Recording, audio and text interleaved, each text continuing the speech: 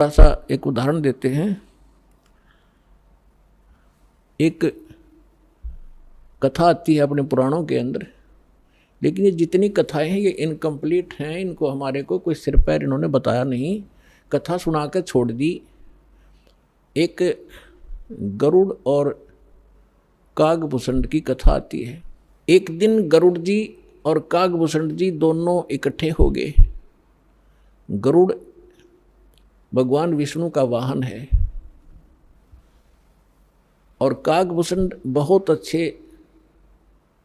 अच्छे जो है भक्त हैं। उनका ऊपर से मुंह कौवे का है, शेष शरीर जो है बॉडी देवता जैसी है, मनुष्य दृश्य है। और गरुड़ जी की भी यही दशा है। अब एक दिन गरुड़ जी ने पूछा कि हे कागभूषण, आपके पास बैठकर मुझे बहुत शांति होती है और आप बहुत अच्छे भक्त हो, आपको ये सारी व्यवस्था कैसे प्राप्त हुई? तब कागभूषण ने कहा कि गरुड़ जी, एक लंबी कहानी है, आपके पास समय हो तो सुनाऊं? गरुड़ जी ने कहा कि सुना भाई। कागभूषण ने कहा कि एक समय मैं मानव शरीर प्राप्त था और मेरी 20 वर्ष की आयु थी, युवा था। एक भयंकर अकाल गिरा उस क्षेत्र में जहाँ हमारा परिवार रहता था। मेरा पूरा परिवार नष्ट हो गया भूख के कारण। टक्कर मार मार कर भाई बहन और माता पिता मर गए। मैं युवा था, शक्ति मेरे में ज़्यादा थी उनसे। मैं कई दिन रोज तक भूख सहन करके जीवित रहा। उस क्षेत्र को छोड़कर मैं दूसरे स्थान पर चला गया जहाँ अकाल नहीं था। वहाँ पेट भर अन्न खाया, लेकिन हृदय में एक ऐसी चोट लग गई कि ये क्या जीवन है यहाँ का। कल तक हम भाई बहन माता पिता के साथ बड़े प्यार से खेल रहे थे, रह रहे थे, एक दूसरे से बगैर एक पल भी दूर नहीं हो सकते थे। और आज ना माँ रही, ना बाप रहा, ना बहन रही, ना भाई रहे। इसने मुझे इतना तोड़ दिया कि अब कुछ सूझ नहीं रहा था।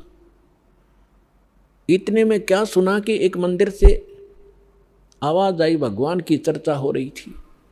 वहां गया तो मंदिर के अंदर एक शिव का पुजारी एक ब्राह्मण कथा कर रहा था। मैं पीछे बैठ गया जाकर। कथा के उपरांत सभी अब श्रोता चले गए, मैं वहीं बैठा रहा। ब्राह्मण ने पूछा, बेटा क्या बात है, कहाँ से आए हो, कौन हो? तब मैंने अपनी दुख भरी कहानी ब्राह्मण को बताई। पंडित बड़ा दयालु था, मुझे सीने से लगाया और कहा, बेटा यहाँ तो दुखों के पहाड़ ऐसे ही टूटते रहेंगे, आप भक्ति किया करो, भक्ति करो बेटा, भक्ति से भगवान सहारा देता है और मोक्ष हो जाता है। तेरा कुछ नहीं है तो आप यहाँ मंदिर में रहो मेरे साथ। तो वो मंदिर में रहने लगा। अब दास जो आपको स्पष्ट करना चाह रहा है कि 2 प्रकार से मानव शरीर प्राप्त होता है। एक तो टर्न वाइज, 83 लाख यूनियाँ भोग कर गधे कुत्ते सुअर सब आकर के मनुष्य शरीर मिलता है। दूसरा मिलता है पुण्य कर्मों से लगातार कई भी मनुष्य जीवन हो जाते हैं कंटिन्यू। तो कागभूषण का जो जन्म था वो टर्न वाइज था उसका, वो पिछले जन्म में मनुष्य नहीं था। वो बता रहा है कि मैं इतना दुष्ट था, 6 महीने तक मैंने उस महापुरुष की संगत की, ब्राह्मण की, और इसी कथा सुनाया करता था। और कथा सुना के यूँ कहा करता, बेटा दीक्षा ले ले, भगवान की भक्ति से मोक्ष होगा। तो मैं टाल मटोल कर जाता था, फिर देखूंगा महाराज, क्योंकि परमात्मा की वाणी माता है, तुलसी पिछले पाप से हरिचर्चा ना भावे। तुलसी पिछले पाप से हरिचर्चा ना भावे, जैसे जबर के बेग से भूख विदा हो जाए। जैसे किसी को बुखार हो गया हो, मलेरिया हो, तो उसको चाहे मनुखा दाख, किशमिश, हलवा, पूरी, खीर, कितना स्वादिष्ट भोजन दे दीजिए, वो जीभ रखते कहता कड़वा लगता है, मुझे अच्छा नहीं लगता। अब ना वो मनुखा कड़वी है, ना हलवा और खीर कड़वी है। उस बुखार ने उसकी व्यवस्था शरीर की इसी बना दी कि उसको स्वादिष्ट वस्तु भी कड़वी महसूस हो रही है।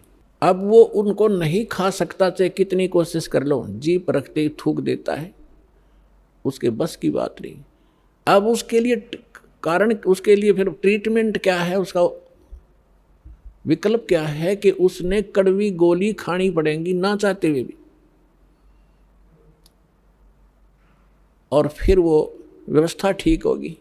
तो इसी प्रकार उसकी मजबूरी होगी वहाँ रहने की, उस कागभूषण की, और कोई सहारा नहीं था, कहीं रोटी नहीं थी, वहाँ रोटियाँ मिल रही थी, वो रहता रहा उस संत के साथ, लेकिन उसके अंदर वो भगवान की जो मनुखा दाक्षु आवा नहीं थी। 6 महीने तक उसने संगत करी, जब जाके एक दिन उसने दीक्षा ली।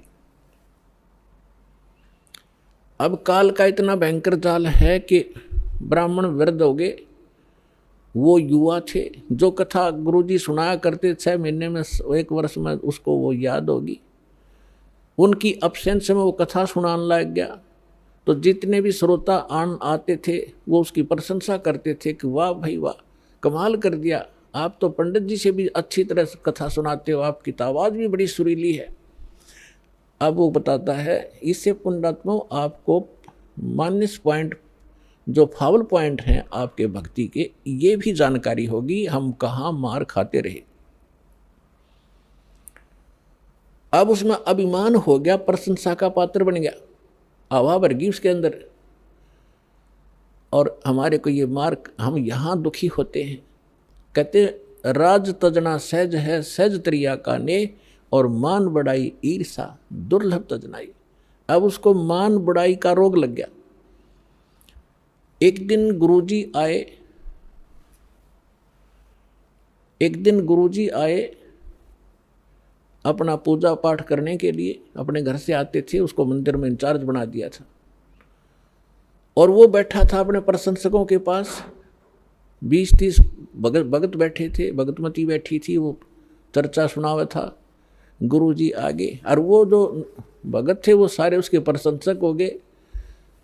तो उसने उस दिन खड़ा होकर के गुरुजी का सत्कार नहीं किया, बैठे बैठे देख लिया, और मन में ये था कि मैं उठूंगा, खड़ा होऊंगा तो मेरी बेइज्जती ना हो जाए श्रोताओं के सामने, उसमें ये दोष था।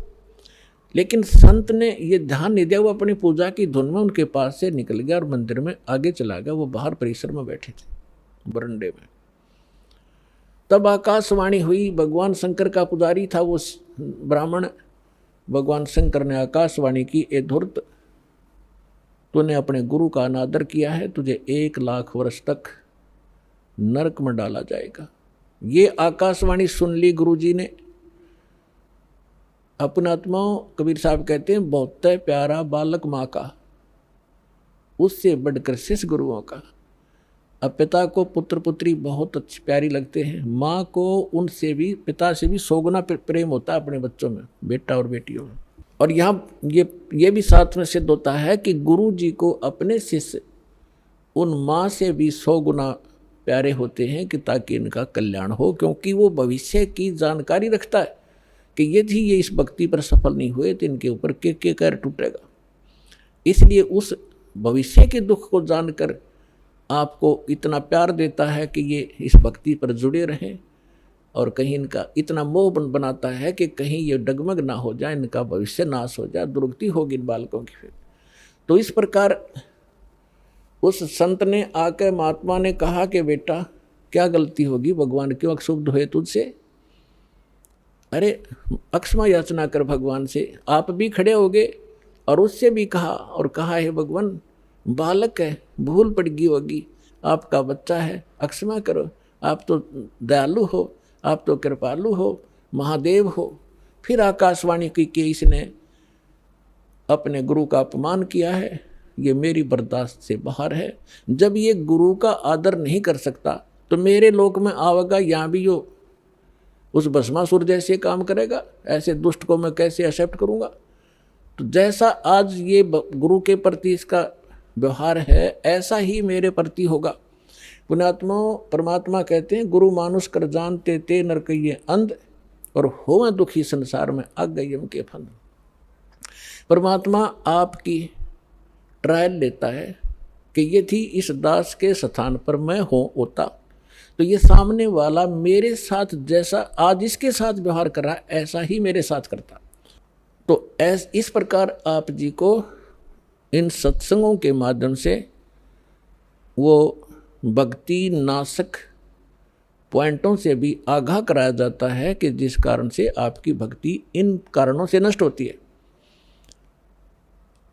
फिर भी उन्होंने बार बार प्रार्थना करने से शंकर भगवान ने कहा कि जो मेरे मुख से वचन निकल गया अब ये वापस नहीं हो सकता, इतना अवश्य कर दूंगा तेरे गुरु जी की प्रार्थना पर कि उस नरक के अंदर तुझे यम के दूत दुखी नहीं करेंगे, रहना पड़ेगा 1 लाख वर्ष तक नरक में ही, उसको मैं बाहर नहीं कर सकता। अब यहाँ परमात्मा कहते हैं मासा घटे ना तिल बध है, विध ना लिखे जो लेख, और सच्चा सतगुरु मेट कर ऊपर मारते मेघ।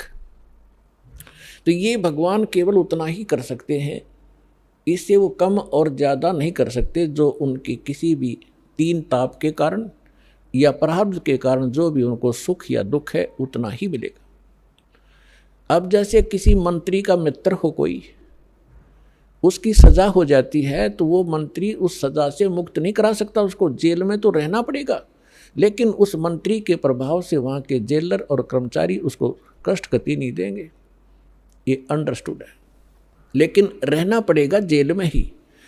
इस प्रकार कागभूषण बता रहे हैं कि मैं ऐसा नालायक था कि उससे पहले के आज मुझे पिछली इतिहास नजर आता है, क्योंकि मैं भक्ति पर हूँ। मैंने असंख्य जन्म खो दिए थे, जो टर्न वाइज मुझे असंख्यों जन्म मनुष्य के मिले, लेकिन भक्ति मैंने किसी भी जन्म में बीज नहीं बोया भक्ति का, और उस जन्म में मेरा भक्ति का बीज बो गया। और वो बीज बोने का, भक्ति का बीज पड़ने का कारण मेरे परिवार का नाश होना था। अगर वो परिवार नाश ना होता, वो परिवार के वो तो क्षेत्र ही नाश हो गया था, तो वो मेरे लिए वरदान सिद्ध हो गया। आज मुझे महसूस हो रहा है वो कष्ट ना आता तो मैं उस जन्म में भी भक्ति नहीं करता, इतना नीच था। अब कागभूषण कहता है उसके बाद मेरा 1 लाख वर्ष के बाद फिर पुनः जन्म हुआ, भक्ति की कसक मेरे अंदर फिर भी बनी रही। मैंने एक लोमस ऋषि के साथ वाद विवाद कर दिया भक्ति के ऊपर। उसने श्राप दे दिया, रे चंडाल, तेरा चंडाल के घर जन्म होगा, काग चंडाल के। तो कहता है कि मेरे मन, जब गुरुजी ने मुझे ऐसा क्रोध से वचन बोला, मेरे को क्रोध नहीं हुआ, मैं समझ गया कि बात बिगड़ गई। मेरे मन में क्रोध नहीं आया, ना दुख हुआ, मुझे एहसास हुआ कि मेरे से भारी गलती बन गई। तो मैंने उनके तरफ करबद्ध होकर के हाथ जोड़ के ऐसे मायूस सा बनकर कहा कि हे ऋषि जी, जन्म तो दास को कहीं दे देना, पर एक वरदान भी दे दो कि मेरे भक्ति भूल ना पड़े। तो उसने कहा भाई ठीक है, तेरा जन्म तो होगा चंडाल का, लेकिन ये आशीर्वाद दे देता हूँ कि भक्ति बनी, तेरा याद बनी रहेगी भगवान की। तो फिर कागचंड के घर ये जिसका जन्म हुआ, पूरा इतिहास बता रखा परमात्मा ने अपने सूक्ष्म वेद में। ब्रह्मा जी का वाहन है हंस, उसकी हंसनी को ब्रह्मा जी की पत्नी सावित्री उसको गर्भ धारण कराने के लिए कागचंड के घर ले गई। उनके संयोग से फिर कागभूषण का जन्म हुआ। ऊपर से मुंह काग का है, नीचे शरीर देवताओं जैसा है। फिर ये कहता है कि गरुड़ जी उसके बाद जो नेक्स्ट जन्म मेरा चंडाल के घर हुआ कागभूषण नाम से, उस जीवन में मेरे भक्ति की कसक, जबरदस्त कसक बनी रही। मैं घूम रहा था, भटक रहा था, गुरु भी बना रखे थे, ऋषियों के पास भी गया था और भक्ति भी कर रहा था। उसी दौरान मुझे एक जोगजीत नाम के महापुरुष मिले। उन्होंने मुझे सतलोक और सचखंड और बहुत आगे की जानकारी दी, और उन्होंने मुझे एक ऐसा मंत्र दे रखा है, उसका जाप करता हूँ और मेरी बहुत लंबी उम्र उन्होंने बख्श दी है। तो पुण्यात्माओं, वो जोगजीत कौन थे? ये वो परमात्मा है कबीर साहब, हमारे परम पुरुष। ये भिन्न भिन्न रूप बना के भिन्न भिन्न नामों से यहाँ आते हैं और अच्छी आत्माओं को मिलते हैं, उनको भक्ति से युक्त करते हैं। तो जो प्रसंग चल रहा था कि जैसे आप पूर्व जन्म के पुण्यकर्मी प्राणी हो, उनको मनुष्य जीवन मिला है, तो वो आज भी भक्ति की कसक आप में विद्यमान है, आप भटक रहे हो। और कुछ ऐसे व्यक्ति हैं एक ही घर में, एक तो इस ज्ञान को सुनते ही भाग लेता है और दूसरे को समझाने की चेष्टा करते हैं तो भी वो नहीं मानते हैं, विरोध करते हैं। तने देवी देवता छोड़ दिए, तने बैठा दिया है, देवता रुष्ट हो जाएंगे, ये हो जाएगा, नुकसान हो जाएगा, या वो भक्ति करते ही नहीं है। तो इसका कारण बताया परमात्मा ने। कबीर साहब कहते हैं, सठ दल दोनों दीन का, दिल में दोष न धार, सतगुरु का कोई एक है। यू काल